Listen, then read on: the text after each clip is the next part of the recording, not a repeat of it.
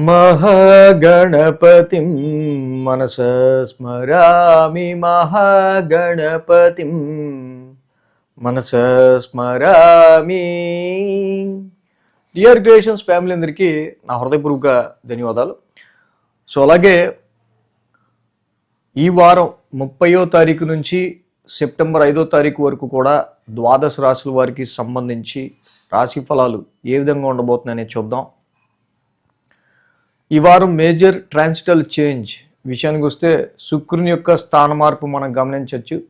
కన్యారాశి అయిన నీచ రాశిలోంచి శుక్రుడు తులారాశిలోకి మారుతూ ఉన్నారు. సో శుక్రుడి యొక్క ఈ మార్పు చక్కగా ఇది చాలా వెరీ వెరీ ఫేవరబుల్ అని చెప్పుకోవాలి. ఎందుకంటే శుక్రుడు స్వక్షేత్రమైన తులారాశి ఆయన ఓన్ హౌస్లోకి మారుతూ ఉండటం ముఖ్యంగా. సో ఏదైతే శని కుజుల యొక్క వీక్షణ శుక్రుడి మీద ఉండి చాలా ప్రెషర్ ఫీల్ అయ్యాడు యాక్చువల్గా శుక్రుడు. శుక్రుడి యొక్క స్వక్షేత్ర సంచారం ఇప్పుడు కొంత మనకు రిలీఫ్నిచ్చే ఆస్కారాలు ఉన్నాయి. అలాగే ఇక్కడ ప్లానటరీ ట్రాన్సిట్ చూస్తే కనుక కుజుడు మిథున రాశిలో గోచారంలో ఉన్నారు, గురుడు ఉచ్చస్థితిలో కర్కాటకంలో గోచారంలో ఉన్నారు, రవి బుధ కేతువులు సింహరాశిలో గోచారంలో ఉన్నారు, శుక్రుడు తులారాశిలో, రాహువు కుంభరాశిలో, ఇక శని వక్రించి మీనరాశిలో సంచారంలో ఉంటూ ఉన్నారు. చంద్రుని యొక్క గమనం కూడా మనం చూసినట్టుదే కనుక ఇక్కడ మీనం, మేషం, వృషభం మీదుగా చంద్రుని యొక్క సంచారం కూడా కనిపిస్తుంది. సో ఈ విధమైన ప్లానటరీ పొజిషన్ అండ్ చంద్ర గమనం ఆధారంగా ద్వాదశ రాశుల వారికి సంబంధించి రాశి ఫలాలు ఏ విధంగా ఉండబోతుందనేది చూద్దాం. ధనురాశి వాళ్ళకి సంబంధించి చూద్దాం. ధనురాశి వాళ్ళకి సంబంధించి చూస్తే మనకి ఇక్కడ తృతీయంలో రాహు యోగిస్తున్నాడు, లాభంలో శుక్రుడు యోగిస్తున్నాడు. ఇక్కడ జనరల్గా ఏంటంటే పరాక్రమ స్థానంలో రాహు యొక్క సంచారం చాలా లాంగ్ రన్గా సంవత్సరం నుంచి యోగిస్తూ ఉన్నాం, సంవత్సరం పైనే, ఇంకా సంవత్సరంన్నర. సో ఏదైతే తృతీయ స్థానంలో రాహు యొక్క సంచారం కంటిన్యూస్, మీరు ఏ విషయం గురించి అయినా కృషి చేయడానికి సంబంధించి ఒక విషయం మీద ఎక్కువగా పని చేయడం కోసం కానీ దానికి తగ్గ స్ట్రెంగ్త్ని రాహు ఇస్తూ ముందుకు తీసుకెళ్తాడు. సో రైటింగ్ స్కిల్స్ ఇంప్రూవ్ చేస్తాడు, లెర్నింగ్ స్కిల్స్ ఇంప్రూవ్ చేస్తాడు. అలాగే ఈ యొక్క తృతీయ స్థానం రాహు యొక్క సంచారం కమ్యూనికేషన్ హౌస్లో ఉండటం వల్ల కమ్యూనికేషన్ సెక్టర్స్లో ఉన్న వాళ్ళు కంటిన్యూస్ వర్క్ని ఇస్తాడు యాక్చువల్గా.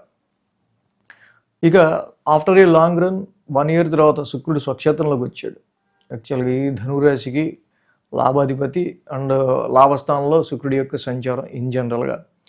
సో శుక్రుడి యొక్క శుక్రుడి యొక్క లాభస్థాన సంచారం it gives a good result.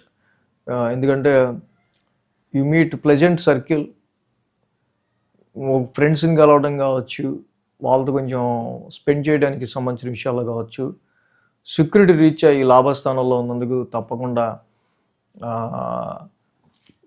మిగతా విషయాలు అంటే మనం అర్ధాష్టమంలో శని అంత యోగంగా లేడు, సప్తమంలో కుజుడు అంత యోగంగా లేడు, అష్టమంలో గురుడు అంత యోగంగా లేడు, రవి బుధ కేతువులు కూడా అంత యోగంగా లేరు.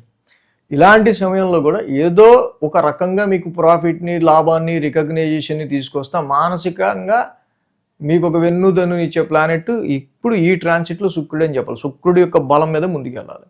సో వీనస్ అంటే ఎవరు? Female personalities. సో కాబట్టి స్త్రీ మూలకమైన ఇక్కడ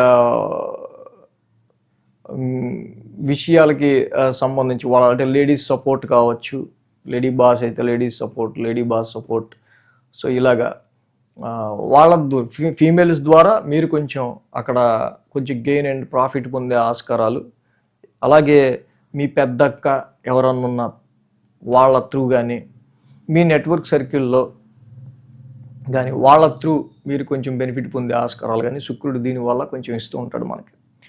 4, 5, 6 స్థానాల మీదుగా చంద్రుని యొక్క సంచారం ఉంది. వారం ప్రారంభం మనకి ఏంటంటే గురు శుక్ర శనివారాలు వారాంతానికే కొంత బాగుంది అనుకూలంగా. వారం ప్రారంభం అంతా కూడా కొంచెం టెన్షను, మానసిక ఒత్తిడి, ఎమోషనల్ స్ట్రెస్సు, ఇక్కడ ప్రాపర్టీస్ పరంగా కావచ్చు, వాహనాల పరంగా కావచ్చు, ఇంటికి సంబంధించిన విషయాలు సమ్ ఎమోషనల్ సిచ్యువేషన్స్ అనే ఆది సోమవారాల్లో వాటికి సంబంధించిన ఆలోచన ఎక్కువగా మనకు కనిపిస్తూ ఉంది. సో అలాగే మంగళ బుధవారాల్లో మనం ఇక్కడ చూస్తే కనుక పంచమ స్థానంలో చంద్రుని యొక్క సంచారం. ఏదైతే పంచమ స్థానంలో చంద్రుడు అంత అనుకూలమైన ఫలితాన్ని ఇవ్వడు జనరల్గా. అదే రాశ్యాధిపతి కుజు కూడా సప్తమంలో శత్రుక్షేత్రంలో ఉన్నాడు. సో కాబట్టి ఇక్కడ పిల్లల రీత్యా, ఇన్వెస్ట్మెంట్స్ రీత్యా, వ్యాపారపరమైన విషయాల్లో, మ్యారిటల్ లైఫ్ రీత్యా, సమ్ డామినేటింగ్ ఇష్యూస్ రీత్యా, with in your close circle, close relations మధ్య అనవసరమైన చిన్న బాగా డిస్టర్బెన్సెస్ కనిపిస్తూ ఉన్నాయి. పిల్లల విషయమే భార్యాభర్తల మధ్య కొంత క్లాషెస్ ఇలాంటివి. సో ఎందుకంటే సప్తమ స్థానం కుజుడు ఆక్యుపై చేస్తున్నాడు కాబట్టి కొంచెం ఈ యొక్క కుజుడి యొక్క ట్రాన్సిట్ ఎదుటోళ్ళ వల్ల ఎక్కువ మీకు ఫ్రస్ట్రేషన్ తెప్పిస్తూ ఉంటుంది. అది జాబ్లో చేసే సహచార ఉద్యోగులతో కావచ్చు, ఎవరైతే మీరు ఫ్రీక్వెంట్ ఎక్కువ కలుస్తూ ఉంటారో వాళ్ళ వల్ల కావచ్చు. గురు శుక్ర శనివారాల్లో చూస్తే షష్టమ స్థానంలో చంద్రుని యొక్క సంచారం, 6th హౌస్లో చంద్రుని యొక్క సంచారం ఉంది. 6th హౌస్లో చంద్రుడు యోగిస్తాడు, అదే రాశ్యాధిపతి శని కూడా లాభస్థానంలో యోగిస్తాడు జనరల్గా. సో కాబట్టి ఇక్కడ మెయిన్గా ఏంటంటే ఈ 6th హౌస్లో చంద్రుడు ఆరోగ్యపరమైన విషయాల రీత్యా మీరు మెరుగవటానికి, రుణరోగ శత్రుస్థానంలో చంద్రుని యొక్క సంచారం ఏదైతే శత్రువులను డిఫీట్ చేయడానికి, సో మీకు వస్తున్న లిటిగేషన్ కాన్ఫ్లిక్ట్స్ని మీరు ఓవర్కమ్ అవుతూ కొంచెం పాజిటివ్ రిజల్ట్స్ పొందడానికి సంబంధించి ఇక్కడ చాలా వరకు కూడా శుక్రుడి యొక్క సంచారం అనుకూలంగా మనకు కనిపిస్తూ ఉంది. చంద్రుడి యొక్క సంచారం కూడా అనుకూలంగా కనిపిస్తూ ఉంది. సో గురు శుక్ర శనివారాలు వారాంతంలో కొంచెం ఏదైనా లిటిగేషన్స్ ఇవన్నీ వచ్చినా కూడా తప్పకుండా అది మీ మంచికే, మళ్ళీ మీకు ఒక పరిచయం అవడం ద్వారా మీకు కొంత ఉపయోగకరంగా ఉండే పరిస్థితులు ఇలాంటివి మనకి ఎక్కువ కనిపిస్తూ ఉన్నాయి. అదే అర్ధాష్టమ శనికి కంపల్సరీగా నీలాంజన సమాభాసం చేసుకోవడం చాలా మంచిది. ప్రతినిత్యం ప్రతి శనివారం శనికి తైలాభిషేకం చేసుకోవడం మంచిది. అష్టమ గురుదోషం వెంటాడుతూ ఉంది, రాశ్యాధిపతి అష్టమంలో ఉన్నాడు, అది ఉచ్చస్థితే, కాకపోతే కేజింపో శనగలోకి ఎల్లోకి దానం చేసుకుంటే మంచిది. ఇక రవి బుధ కేతువుల యొక్క సంచారం ఏదైతే ఈ రాశి వాళ్ళకి భాగ్యస్థానంలో కనిపిస్తుందో ఇక్కడ మెయిన్గా ఏంటంటే ఫైనాన్షియల్ డ్రైనెస్, ఖర్చులు, లేకపోతే ఎదుగుదలకి సంబంధించిన విషయాల్లో సమ్ బ్రేక్స్ లాంటివి ఈ ధనురాశి వాళ్ళకి కనిపిస్తూ ఉన్నాయి. సో కాబట్టి ఈ రవి బుధ కేతువులకు కూడా చక్కగా విష్ణు సహస్రనామ పారాయణం చదువుకోవటం, ఫలాస పుష్ప శంకాసం, కేతు నవగ్రహ శాంతి మంత్రం చదువుకోవటం కూడా చాలా మంచిది. ఈ వీడియో కనుక మీకు నచ్చినట్లయితే లైక్ చేయండి, షేర్ చేయండి. మరిన్ని అప్డేట్స్ కోసం సబ్స్క్రైబ్ చేయడం మాత్రం మర్చిపోకండి.